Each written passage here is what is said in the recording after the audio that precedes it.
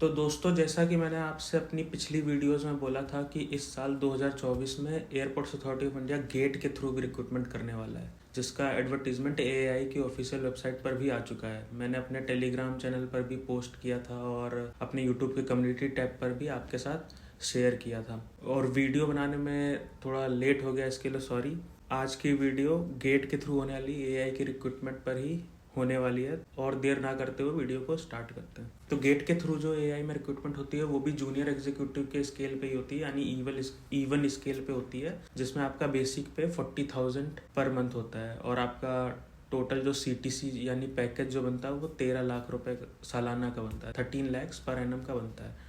ठीक है, अब वैकेंसीज़ की अगर हम बात करें तो 5 अलग अलग डिपार्टमेंट्स में जूनियर एग्जीक्यूटिव की वैकेंसीज निकली हैं, जिसमें पहला है जूनियर एग्जीक्यूटिव आर्किटेक्चर का, जिसमें 3 सीट्स निकली हैं, और दूसरा है जूनियर एग्जीक्यूटिव सिविल, जिसमें 90 सीट्स निकली हैं। तीसरा जूनियर एग्जीक्यूटिव इलेक्ट्रिकल इंजीनियरिंग, इसमें 106 सीट्स हैं। जूनियर एग्जीक्यूटिव इलेक्ट्रॉनिक्स में 278 सीट्स निकली हैं, और जूनियर एग्जीक्यूटिव इंफॉर्मेशन टेक्नोलॉजी में 13 सीट्स निकली हैं। इसमें एलिजिबिलिटी क्राइटेरिया क्या होने वाला है, इसमें आपका सिर्फ गेट 2024 का ही स्कोर वैलिड माना जाएगा।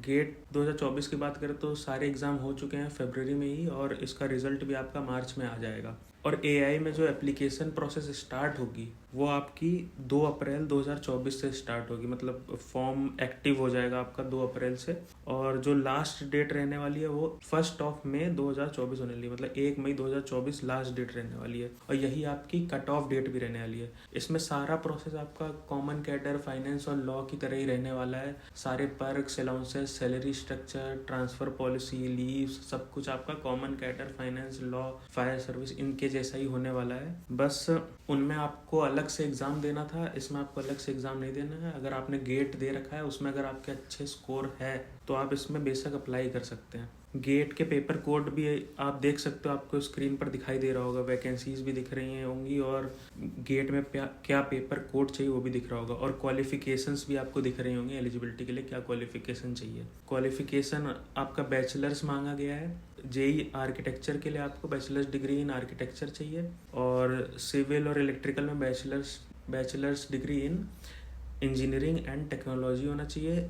सिविल और इलेक्ट्रिकल में इलेक्ट्रॉनिक्स का भी आपको दिख रहा होगा और आईटी का भी दिख रहा होगा। आईटी में आपको एमसीए भी चल जाएगा। ठीक है, अब इन पांचों में सबसे अलग जो है वो आपका जूनियर एग्जीक्यूटिव इलेक्ट्रॉनिक्स होने वाला है, क्योंकि इसमें आपकी सबसे ज़्यादा सीट्स रिलीज करी गई, 278 सीट्स निकली हैं इसमें। इन पांचों में ये अकेला ऐसा है जिसमें बॉन्ड होने वाला है। इनमें आपकी 6 महीने की ट्रेनिंग होगी, और उस 6 महीने के ट्रेनिंग के बाद आपको प्लेस ऑफ पोस्टिंग बताई जाएगी। ट्रेनिंग के टाइम पे आपसे 7 लाख रुपए का बॉन्ड साइन करवाया जाएगा, जिसमें आपको मिनिमम 3 ईयर्स के लिए एआई को सर्व करना पड़ेगा after completion of your training. ठीक है, उससे पहले अगर आप छोड़ते हो तो आपको 7 लाख रुपए का बॉन्ड अमाउंट भरना पड़ेगा, और बाकी सारी चीज़ें इसमें सेम रहने वाली हैं। ठीक है, जैसे एज अगर देखें तो एज भी आपकी 27 साल से कम होनी चाहिए। कट ऑफ डेट और लास्ट डेट दोनों सेम रखी जाती है एआई के द्वारा, आपने पिछले रिक्रूटमेंट्स में भी देखा ही होगा। तो इसमें लास्ट डेट 1 मई 2024 है, तो कट ऑफ डेट भी 1 मई 2024 है। एज आपकी 27 साल से कम होनी चाहिए 1 मई 2024 पे। और कास्ट सर्टिफिकेट्स की भी बात कर ले तो SC ST और PWD का जो सर्टिफिकेट बनेगा वो आपका इस कट ऑफ डेट से पहले का होना चाहिए। इशू डेट जो उसकी होनी चाहिए वो 1 मई 2024 से पहले की होनी चाहिए। और जो आपका OBC NCL का सर्टिफिकेट और EWS का सर्टिफिकेट फाइनेंशियल ईयर 2024 और 25 के बीच का होना चाहिए, मतलब 1 अप्रैल 2024 से 31 मार्च 2025 के बीच का होना चाहिए इशू डेट। और पे स्केल वगैरह आप देख सकते हो, मैंने वीडियो बना रखी है इसकी, है ना। जूनियर एग्जीक्यूटिव पे सबका सेम ही रहेगा, आप किसी भी डिपार्टमेंट में रहो सबका सेम रहने वाला है। अब इसमें प्रोसेस क्या होने वाली है, तो सबसे पहले आपका गेट स्कोर आएगा। गेट का एग्ज़ाम आपने दिया तो आपका एक गेट स्कोर बनेगा। ठीक है, गेट स्कोर के बेसिस पे आपकी एक मेरिट लिस्ट बनेगी। कॉमन कैडर के केस में उनके एग्ज़ाम का कंप्यूटर बेस्ड टेस्ट जो होता था उनका एक मेरिट लिस्ट निकाली जाती थी। ठीक है, तो आपके गेट स्कोर के बेसिस पे एक मेरिट लिस्ट निकाली जाएगी। अगर आपका टाई केस होता है, मतलब अगर सेम गेट स्कोर 2 जनों का होता है, तो उस केस में एज के हिसाब से मेरिट लिस्ट बनेगी। जिसकी एज ज़्यादा होगी उसको ऊपर रखा जाएगा। और अगर एज और आपका गेट स्कोर दोनों सेम है तो उस केस में जो आपकी क्वालिफाइंग डिग्री में जो मार्क्स थे जिसके ज़्यादा रहेंगे उसको ऊपर रखा जाएगा। और ऑल इंडिया जॉब है तो ट्रांसफ़र भी कहीं पर भी हो सकता है आपका, ठीक है। और ये जॉब जो है फ्रेशर्स के लिए, मतलब इसमें कोई एक्सपीरियंस नहीं मांगा गया है जूनियर एग्जीक्यूटिव लेवल पे।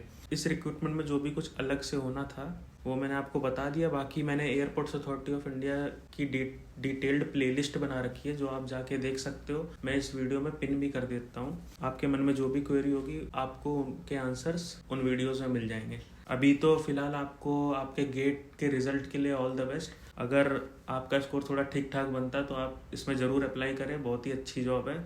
इससे रिलेटेड और भी डिटेल्स मैं आपको देता रहूँगा, तो तब तक के लिए आप चैनल को सब्सक्राइब करके रखें और बेल आइकन दबाएं।